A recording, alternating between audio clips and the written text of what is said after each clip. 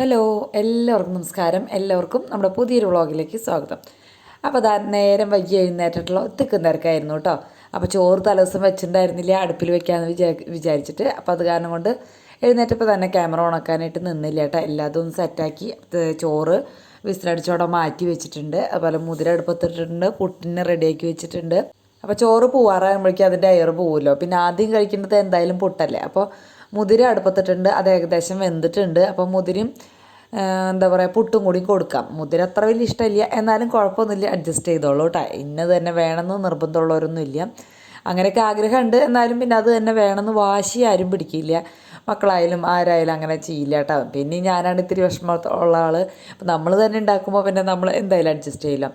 അപ്പോൾ അതേ മുതിര കാച്ചാനായിട്ട് ഉള്ളിയും വെളുത്തുള്ളിയും കറിവേപ്പിലൊക്കെ ഇട്ട് മൂപ്പിച്ച് മഞ്ഞൾപ്പൊടിയും മുളക് പൊടിയല്ല കേട്ടോ, ചതച്ച മുളകാണ് ചേർക്കേണ്ടത്. എൻ്റെ കയ്യിൽ ഇപ്പം ഇല്ലാത്ത കാരണം ചേട്ടൻ വാങ്ങിച്ചു കൊടുത്തിട്ടില്ല, അത് കാരണം കൊണ്ടാണ്.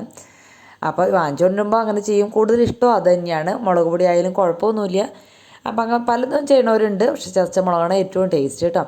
അപ്പോൾ അതങ്ങനെ മൂപ്പിക്കുന്നതിൻ്റെ ഇടയിൽ പുട്ടായിട്ടുണ്ട്. പുട്ട് വേഗം കുത്തി വെച്ചു. അപ്പോൾ ഇന്ന് ഇതിലാണ് കേട്ടോ പുട്ടുണ്ടാക്കിയത്. കുറേ ദിവസമായില്ലേ ഇതിൽ പുട്ടുണ്ടാക്കിയിട്ട്, എന്നും ചറ്റപ്പുട്ടല്ലേ ഉണ്ടാക്കാറ്.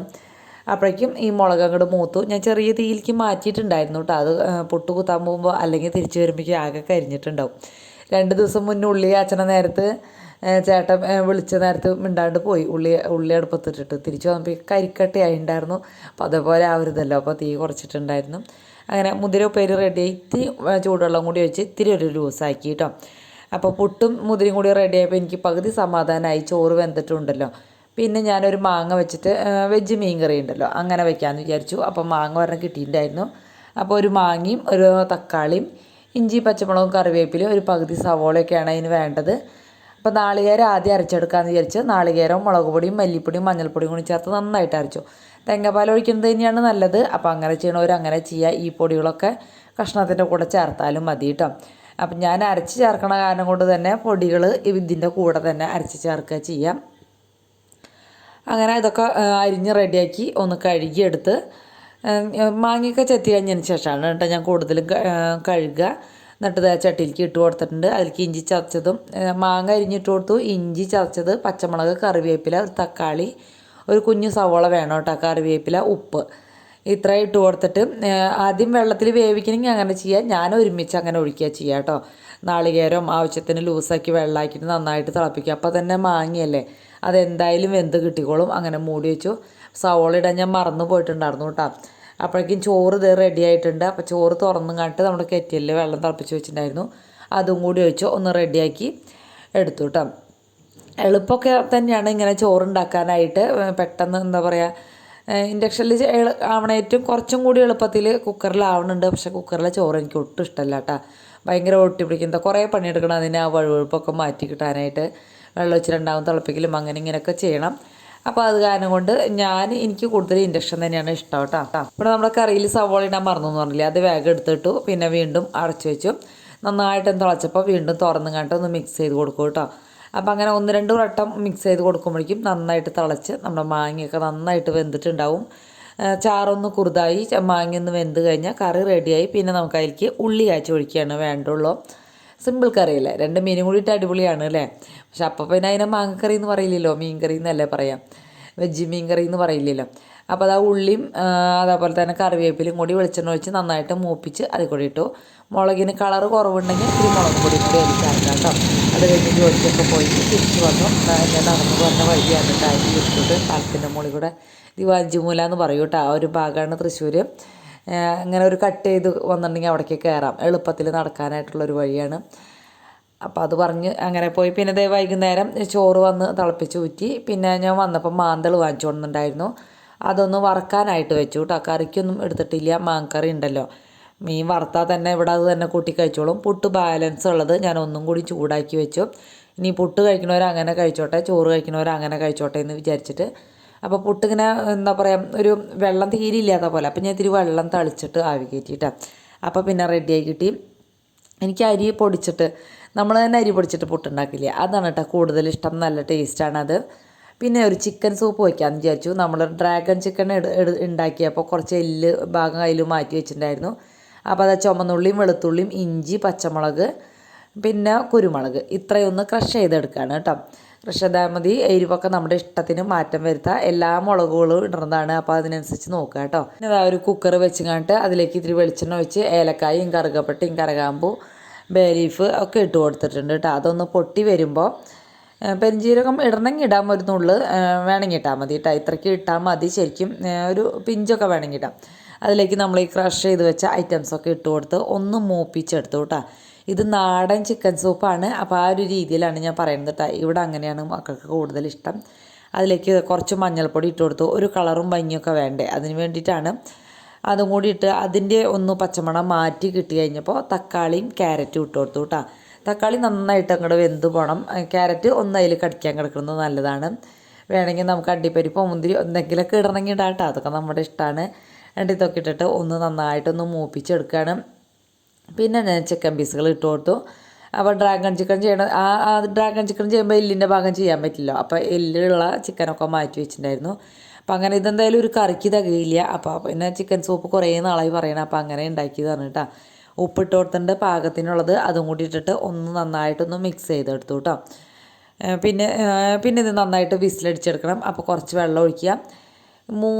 3 ഗ്ലാസ് ഒക്കെ വെള്ളം കൂടിയത് മതി കേട്ടോ. അല്ലെങ്കിൽ 3 കപ്പൊക്കെ മതിയാവും. അതാണ് കറക്റ്റ്. ഞാൻ അങ്ങനെ വെള്ളം ഒഴിച്ചിങ്ങാട്ട് അടച്ച് വെച്ച് ഒരു 2 വിസിലൊക്കെ വരുത്തിച്ചു കേട്ടോ. എന്നിട്ട് പിന്നെ എയർ കഴിയണ വരെ, എയർ പോണ വരെ തുറന്നില്ല. എയർ പോയി കഴിഞ്ഞതിന് ശേഷമാണ് തുറന്നെടുത്തത്. അപ്പോഴേക്കും ചിക്കനൊക്കെ നന്നായിട്ട് വെന്ത്, ചിക്കൻ എല്ലുമൊന്നും വിട്ടാലൊന്നും കുഴപ്പമില്ല എന്ന് വെച്ചാൽ അതാണ് ഇതിൻ്റെ ഒരു ടേസ്റ്റ് എന്ന് പറയുന്നത് കേട്ടോ. അപ്പോൾ വെന്ത് തുറക്കുമ്പോൾ തന്നെ അടിപൊളി മണം കേട്ടോ. നല്ല സ്മെല്ലാണ്, നല്ല ടേസ്റ്റാണ്. അപ്പോൾ കൂട്ടുകാരുണ്ടാക്കി നോക്കിയുള്ള ഒരു 5-6 പീസ് ചിക്കൻ ഉണ്ടായാൽ പോരെ. അത് നല്ല ടേസ്റ്റാണ് കേട്ടോ, എനിക്കിഷ്ടം. പിന്നെ ഇതിൽ വേണമെങ്കിൽ ഒരു 1 ടീസ്പൂൺ കോൺഫ്ലവറും കൂടി കലക്കി ചേർക്കാം കേട്ടോ. ഇവിടെ അത് ഇഷ്ടമില്ലാത്തതുകൊണ്ടാണ് ഞാനത് ചേർക്കാണ്ടിരുന്നത്. ഞാനത് ചട്ടിക്കലത്തിലേക്ക് പകർത്തി വെച്ചു. അവസാനം കുറച്ച് മല്ലിയിലും കൂടി തൂകാം. അപ്പോൾ ഞാൻ വേപ്പിൻ്റെ ഇലയാണ് ഇട്ടത്. അതൊക്കെ നമ്മുടെ ഇഷ്ടത്തിന് മാറ്റം വരുത്താം. എന്തായാലും നാടൻ ചിക്കൻ സൂപ്പല്ലേ. അപ്പോൾ പിന്നെ കറിവേപ്പില തന്നെ കിടന്നാൽ മതി വെച്ചിട്ട് കറിവേപ്പില ഇട്ട് കൊടുത്തു കേട്ടോ. പിന്നെ ഞങ്ങളെല്ലാവരും കൂടി ഫുഡ് കഴിക്കായിരുന്നു. അപ്പോൾ ഇന്ന് ചോറ്, പുട്ട്, ചിക്കൻ സൂപ്പ്, രാവിലത്തെ മാങ്ങക്കറി, പിന്നെ മീൻ വറുത്തത് കേട്ടോ. ഇത്രയാണ് ഇന്നത്തെ വിഭവങ്ങളെന്ന് പറയുന്നത്. അപ്പോൾ എല്ലാവരും വന്നിരുന്ന് ചോറുണ്ടാനൊക്കെ ചിക്കൻ സൂപ്പ് എന്ന് പറഞ്ഞ മീൻ വറുത്തതുണ്ട്. ഉഷാറാണ് കേട്ടോ. ഇത്രയും രണ്ടായത് തന്നെ ഉഷാറാണ്. എല്ലാവർക്കും നല്ല ഇഷ്ടമാണ്. മാന്തൾ വറുത്തത് ഒരു പ്രത്യേക ഇഷ്ടമാണ് ശ്രീകുട്ടന്. അപ്പോൾ അത് കാരണം മാന്തൾ കണ്ടാൽ ഞാൻ പരമാവധി വാങ്ങിക്കും. അങ്ങനെ വാങ്ങിച്ചു കൊണ്ടതാണ് കേട്ടോ. പിറ്റേ ദിവസത്തേക്ക് കറി വയ്ക്കാനായിട്ടും കൂടി എടുത്തു വെച്ചിട്ടുണ്ട്. പിന്നെ നമ്മുടെ കണ്ടപ്പം ഒപ്പത്തിനൊപ്പം ഞങ്ങൾ 4 ആൾ നിരന്നിരുന്നുണ്ടെങ്കിൽ കണ്ടപ്പന് അപ്പുറത്ത് ഒപ്പം നിരന്നിരിക്കും കേട്ടോ. അപ്പോൾ അവനെ ഞാൻ ചെവിക്ക് പിടിച്ച് പുറത്താക്കി. അങ്ങനെ ഫുഡ് കഴിക്കണതിൻ്റെ ഇടയിൽ ഇരിക്കാൻ പറ്റില്ലല്ലോ. അത് കാരണം അവനെ പുറത്താക്കി. അവിടെ വാതിലിൻ്റെ അവിടെ ഭയങ്കര ബഹളമൊക്കെ നടക്കുന്നുണ്ട്. അപ്പോൾ ഇതിൽ സൗണ്ട് ഓഫ് ചെയ്ത കാരണം കൊണ്ടാണ് അവൻ്റെ ശബ്ദമൊന്നും കേൾക്കാത്തത് കേട്ടോ. അപ്പോൾ അവന് മാത്രമാണ് ആ ഒരു അധികാരമുള്ളത്. മറ്റുള്ളവരൊന്നും അങ്ങനെ നമ്മുടെ ഒപ്പത്തിനൊപ്പം വന്നിരിക്കില്ല. ഇവനെ തല്ലിയാലും ചീത്ത പറഞ്ഞാലും ഒന്നും അവനൊരു പ്രശ്നവുമില്ല. അവന് നമ്മുടെ അടുത്തിരുന്നാൽ മതി, വേറെ ഒന്നും വേണ്ട കേട്ടോ. അങ്ങനെ ശ്രീകുട്ടൻ ഇതിനടുത്ത് എഴുന്നേറ്റ് പോയിട്ട് തിരിച്ച് വന്നിരുന്നു. എല്ലാവർക്കും സൂപ്പ് വിളമ്പി കൊടുത്തു. അപ്പോൾ ആദ്യത്തെ ഫുഡ് കഴിച്ചിട്ടുണ്ടായിരുന്നു കേട്ടോ. അത് കാരണം അവന് വലിയ ആവശ്യമൊന്നുമില്ല. പക്ഷെ സൂപ്പ് കണ്ടപ്പോൾ സൂപ്പ് മാത്രമാണ് കേട്ടോ അവൻ കുടിക്കണത്. അവിടെ ഇരുന്നിട്ട് നല്ല ടേസ്റ്റ് എന്ന് പറഞ്ഞിട്ട് അതിരുന്ന് കുടിച്ചുകൊണ്ടിരിക്കുന്നുണ്ട്. ചേട്ടനും എല്ലാവർക്കും നല്ല ഇഷ്ടമായി കേട്ടോ. അത് കഴിഞ്ഞ് ഞാൻ പിന്നെ എഡിറ്റിങ്ങിന് പോയി. എഡിറ്റിങ്ങിൻ്റെ സമയത്ത് ചേട്ടൻ്റെ ചോറ് റെഡിയാക്കി ഇറക്കി വെച്ചിട്ടുണ്ട്. പിന്നത്തെ പണി എന്ന് പറയുന്നത് പിറ്റേ ദിവസം എനിക്ക് നമ്മുടെ ഇഞ്ചക്ഷനില്ലേ, പൂച്ചമാന്തിൻ്റെ ആ ഇഞ്ചക്ഷൻ ഉണ്ട്. അപ്പോൾ അത് കാരണം നേരത്തെ പോകണം. അപ്പോൾ തലേദിവസം നേരത്തെ പോകണം എന്നുണ്ടെങ്കിൽ ഒരു 1/2 മണിക്കൂർ കൊണ്ട് എന്താ പറയുക, അടുപ്പത്ത് കിടന്ന് തിളയ്ക്കണം നേരമല്ലേ വേണ്ടോ. 1/4-3 മണിക്കൂർ കൊണ്ട് നമുക്ക് അടുക്കള പണിയും കഴിച്ച് ഇറങ്ങാൻ പറ്റും കേട്ടോ. അപ്പോൾ ഞാൻ എഡിറ്റിങ് കഴിഞ്ഞ് വന്നും കാണിട്ട് ആദ്യം തന്നെ വെള്ളം ചൂടാക്കാൻ വെച്ചു. എനിക്കിപ്പോൾ തണുത്ത വെള്ളത്തിൽ കുളിച്ചിട്ടുണ്ടെങ്കിൽ കഴുത്തിൻ്റെ അവിടെ നീർക്കിട്ടും അങ്ങനത്തെ പ്രശ്നങ്ങളൊക്കെയാണ് കേട്ടോ. അത് കാരണം കൊണ്ട് ഞാനിപ്പോൾ എപ്പോഴും ചൂടുവെള്ളത്തിൽ കുളിക്കുള്ളൂ. കെറ്റിൽ ഉപയോഗിക്കണോണ്ടും ഇൻഡക്ഷൻ ഉപയോഗിക്കണോണ്ടൊക്കെ കറണ്ട് ബില്ലൊക്കെ കൂടുതലുണ്ട്. പക്ഷെ അത് വിചാരിച്ചിട്ട് നമ്മൾ കഷ്ടപ്പെടാൻ നിന്നുണ്ടെങ്കിൽ ജോലിക്കും പണിക്കൊന്നും പോകാൻ പറ്റില്ല. ഒരു പരിധി ഉണ്ടല്ലോ നമ്മുടെ ശരീരത്തിന് റെസ്റ്റ് കൊടുക്കാണ്ടിരുന്നാൽ. അപ്പം അങ്ങനെ വെള്ളം ചൂടാക്കാൻ വെച്ച് കഴിഞ്ഞിട്ട് പിന്നെ മാന്തൾ ഞാൻ ബാക്കിയുള്ളത് ക്ലീൻ ആക്കിയിട്ടുണ്ടായിരുന്നില്ല കേട്ടോ. നേരത്തെ വറക്കാനുള്ളത് മാത്രമാണ് ക്ലീൻ ആക്കി എടുത്തത്. പിന്നെ ഞാൻ പിറ്റേ ദിവസത്തേക്കുള്ള കറി വയ്ക്കാനുള്ളത് എല്ലാതും കൂടി റെഡിയാക്കി എടുക്കുകയാണ് കേട്ടോ. മാന്തൾ ക്ലീൻ ആക്കാൻ വലിയ പണിയൊന്നും പറയാനില്ല. പക്ഷെ ആ ഒരു ജോലി ചെയ്യണമല്ലോ, ചെയ്യാണ്ട് പറ്റിയില്ല. അപ്പോൾ ഒരു തണുപ്പുണ്ടായിരുന്നു കേട്ടോ. അപ്പോൾ അതിൽ ഞാൻ വന്നപ്പോൾ തന്നെ വെച്ചതല്ലേ. അപ്പോൾ അത് കാരണം തണുപ്പുണ്ടായിരുന്നു. അപ്പോൾ വെള്ളം ഒഴിച്ചു. എന്നിട്ടാണ് ഇത് ഇങ്ങനെ വലിച്ചെടുത്തത് കേട്ടോ. അതിൻ്റെ തോല് അല്ലെങ്കിൽ പിന്നെ പെട്ടെന്ന് തന്നെ അങ്ങനെ പോരില്ല. തണുപ്പുണ്ടെങ്കിൽ പെട്ടെന്ന് തന്നെ പോരില്ലല്ലോ. ഏറ്റവും എളുപ്പമാണ് ആ തൊലി അങ്ങോട്ട് പൊളിച്ചും കണ്ടിട്ട് ആ ഒരു തലഭാഗത്ത് ആ ഒരു അഴുക്കുള്ള ഭാഗം മാത്രം കത്രി കൊണ്ടൊന്ന് വെട്ടിക്കളഞ്ഞാൽ മാന്തൽ അടിപൊളിയായിട്ട് ക്ലീനായി. പിന്നെ ഒന്ന് കഴുകിയെടുക്കേണ്ട താമസം മാത്രമേ ഉള്ളൂ. പിന്നെ അതാതെ ഒരു പാത്രത്തിലേക്കിട്ട് ഇഞ്ചിയും പച്ചമുളകും കറിവേപ്പിലയും മുളക് പൊടിയും മഞ്ഞൾപ്പൊടി ഉപ്പും ഒക്കെ ഇട്ടിട്ട് കൂട്ടി തിരുമ്മി ഫ്രിഡ്ജിലേക്ക് വെക്കുകയാണ് കേട്ടോ. രാവിലെ എഴുന്നേറ്റ് ചട്ടിയിലേക്ക് കമത്തി നാളികേരം അരച്ച് വെച്ച് പെട്ടെന്ന് തന്നെ മീൻ കറി റെഡി ആവുമല്ലോ, അതിന് വേണ്ടിയിട്ടാണ് അങ്ങനെ ചെയ്ത് വെച്ചേക്കണത്. പിന്നെ ഉപ്പേരി എന്ന് പറയുന്നത് കപ്പയാണ്. കപ്പ അത് നുറുക്കിയത് ഒരു പാത്രത്തിൽ ഇത്തിരി വെള്ളം ഒഴിച്ച് കണ്ടിട്ട് അതിലേക്കിട്ട് അതും അങ്ങനെ ഫ്രിഡ്ജിലേക്ക് വെക്കുകയാണ് കേട്ടോ. പിന്നെ ഇതിലേക്ക് ഉള്ളി കാച്ചാനുള്ളത് ഉള്ളിയും അതായത് ചുവന്നുള്ളിയും കറിവേപ്പിലയും കൊണ്ട് ഇത് ഒരു പാത്രത്തിലിട്ട് അങ്ങനെ അടച്ചു വെച്ചു. അതേപോലെ തന്നെ കപ്പ കാച്ചാനായിട്ട് ചുമന്നുള്ളിയും വെളുത്തുള്ളിയും ചതച്ചതും അതേപോലെ കറിവേപ്പിലയും കൂടി ഒപ്പം കഴുകിങ്ങോട്ട് അതിൻ്റെ കൂടെ വെച്ചു കേട്ടോ. അപ്പോൾ പിന്നെ നേരം വെളുത്ത് പാത്രം വെച്ച് അതിലേക്കെടുത്ത് കമത്തല്ലേ വേണ്ടോ. അപ്പോൾ വീഡിയോ കണ്ട് നോക്കിയിട്ട് എല്ലാവർക്കും ഇഷ്ടപ്പെട്ടെന്നുണ്ടെങ്കിൽ സബ്സ്ക്രൈബ് ചെയ്യാൻ മറന്നു പോകരുത്. അതേപോലെ തന്നെ ഒരു ലൈക്ക് അടിക്കാൻ മറക്കരുത് കേട്ടോ. ലൈക്ക് അടിക്കാൻ എല്ലാവരും മറക്കുന്നുണ്ട്. അപ്പോൾ നാളെ രാവിലെ 9 മണിക്ക് കാണാം. സബ്സ്ക്രൈബ് ചെയ്യാൻ മറക്കില്ലല്ലോ എല്ലാവരും. കമൻ്റ് ഇടാനും മറക്കരുത് കേട്ടോ.